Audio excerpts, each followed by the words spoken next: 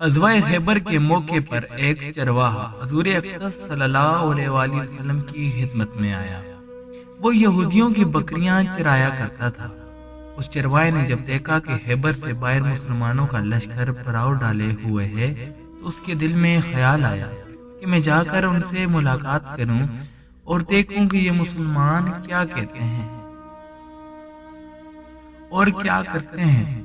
چنانچہ چرواہا بکریاں چراتا ہوا مسلمانوں کے لشکر میں پہنچا اور ان سے پوچھا کہ تمہارے سردار کہاں ہیں؟ صحابہ کرام رضی اللہ تعالی عنہ نے بتایا کہ ہمارے سردار حضور اکرم صلی اللہ علیہ وآلہ وسلم اس خیمے کے اندر ہیں۔ پہلے تو اس چرواہے کو ان کی باتوں پر یقین نہیں آیا۔ اس نے سوچا کہ اتنے بڑے سردار ایک معمولی سی خیمے کے اندر کیسے بیٹھ سکتے ہیں۔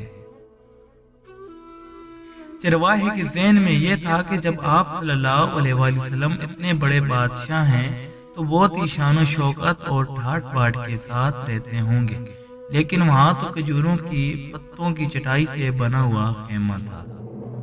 پھر چرواہا اس خیمے کے اندر آپ صلی اللہ علیہ وآلہ وسلم سے ملاقات کے لیے داخل ہوا اور آپ سے ملاقات کی اور پوچھا کہ آپ کیا پیغام لے کر آئے ہیں اور کس بات کی دعوت دیتے ہیں۔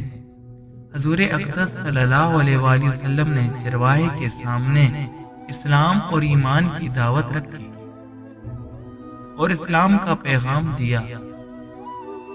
اس نے پوچھا کہ اگر میں اسلام کی دعوت قبول کر لوں تو میرا کیا انجام ہوگا اور کیا رتبہ ہوگا۔ حضور اقدس صلی اللہ علیہ وآلہ وسلم نے فرمایا کہ اسلام لانے کے بعد تم ہمارے بھائی بن جاؤ گے اور ہم تمہیں گلے سے لگائیں گے۔ اس چرواہے نے کہا آپ مجھ سے مذاق کر رہے ہیں، میں کہاں اور آپ کہاں؟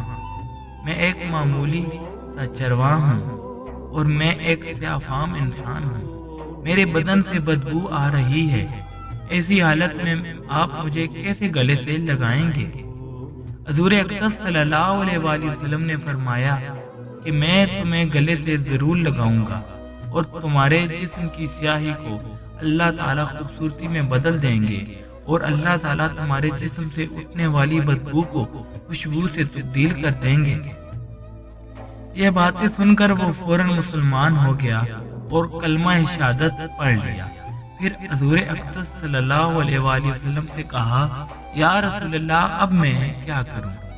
آپ صلی اللہ علیہ وآلہ وسلم نے فرمایا کہ تم ایسے وقت پر ایمان لائے ہو کہ نہ تو اس وقت کسی نماز کا وقت ہے کہ تم سے نماز پڑھاؤں اور نہ ہی روزے کا وقت ہے کہ تم سے روزے رکھواؤں، زکوٰۃ تم پر فرض نہیں، اس وقت صرف ایک ہی عبادت ہو رہی ہے جو تلوار کی چھاؤں میں انجام دی جا رہی ہے، وہ ہے جہاد فی سبیل اللہ۔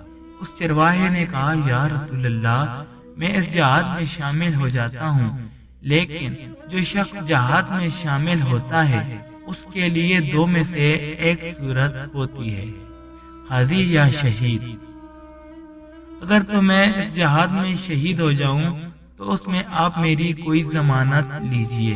حضور اقدس صلی اللہ علیہ وآلہ وسلم نے فرمایا کہ میں اس بات کی ضمانت لیتا ہوں کہ اگر تم اس جہاد میں شہید ہو گئے تو اللہ تعالیٰ تمہیں جنت میں پہنچا دیں گے اور تمہارے جسم کی بدبو کو خوشبو سے تبدیل فرما دیں گے اور تمہارے چہرے کی سیاہی کو سفیدی میں تبدیل کر دیں گے۔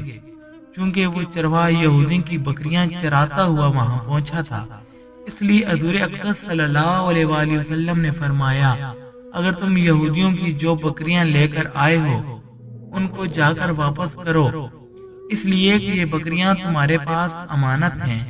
اس سے اندازہ لگائیے کہ جن لوگوں کے ساتھ جنگ ہو رہی ہے، جن کا محاصرہ کیا ہوا ہے، ان کا مال غنیمت ہے، لیکن چونکہ وہ چرواہا بکریاں معاہدے پر لے کر آیا تھا اس لیے آپ صلی اللہ علیہ وآلہ وسلم نے حکم دیا کہ پہلے وہ بکریاں واپس کر کے آؤ پھر آ کر جہاد میں شامل ہونا۔ چنانچہ اس چرواہے نے جا کر بکریاں واپس کی اور واپس آ کر جہاد میں شامل ہوا اور شہید ہو گیا۔ جب جنگ ختم ہو گئی اقدس صلی اللہ علیہ وآلہ وسلم لشکر کا جائزہ لینے لگے۔ ایک جگہ آپ نے دیکھا کہ صحابہ کرام کا مجمع اکٹھا ہے۔ جب آپ قریب پہنچے تو ان سے پوچھا کہ کیا بات ہے۔ صحابہ کرام نے فرمایا جو لوگ جنگ میں شہید ہو گئے ہیں ان میں سے ایک آدمی ایسا بھی ہے کہ جس کو ہم نے سے کوئی نہیں پہچانتا۔ آپ صلی اللہ علیہ وآلہ وسلم نے فرمایا کہ مجھے دکھاؤ۔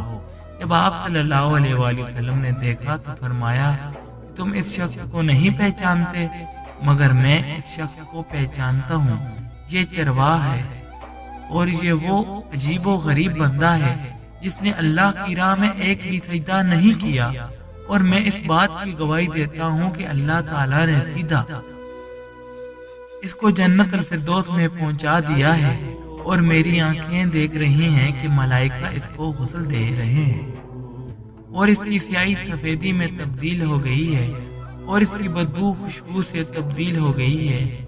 اگر کچھ عرصے پہلے اس چرواہے کی موت آ جاتی تو سیدھا جہنم میں چلا جاتا، اور اب اس حالت میں موت آئی کہ ایمان لا چکا ہے اور سرکار دو عالم صلی اللہ علیہ وآلہ وسلم کا غلام بن چکا ہے، تو اللہ تعالیٰ نے اتنا بڑا انقلاب پیدا فرما دیا ہے، اس لیے فرمایا اعتبار خاتمے کا ہے۔ اس لیے بڑے بڑے لوگ لرزتے ہیں کہ یا اللہ حسن خاتمہ عطا فرما، ایمان پر خاتمہ عطا فرما۔ کس بات پر انسان ناز کرے، فخر کرے اور اترائے، اس لیے کہ کیا معلوم کہ کل کیا ہونے والا ہے۔ اس لیے فرمایا کہ کسی کو حقیر مت سمجھو۔ انبیاء علیہ السلام کا شیوا تھا کہ کبھی گالی کا جواب گالی سے نہیں دیا، حالانکہ شریعت نے اس بات کی اجازت دی ہے کہ جتنا ظلم تم پر کیا جائے تم بھی اتنا بدلہ دے سکتے ہو، لیکن انبیاء علیہ السلام نے کبھی گالی کا بدلہ گالی سے نہیں دیا۔ قوم کی طرف سے نبی کو کہا جا رہا ہے کہ تم بے وقوف ہو، حماقت میں مبتلا ہو، اور ہمارا خیال یہ ہے کہ تم جھوٹے ہو۔ ہم جیسا کوئی ہوتا تو جواب میں کہتا کہ تم احمق ہو، تمہارا باپ احمق، لیکن نبی کا جواب یہ تھا کہ ہے میری قوم میں بے وقوف نہیں ہوں، بلکہ میں پروردگار کی طرف سے رسول بنا کر بھیجا گیا ہوں۔ اللہ تعالیٰ ہمیں حضور صلی اللہ علیہ وسلم کی اطاعت و پیروی کرنے کی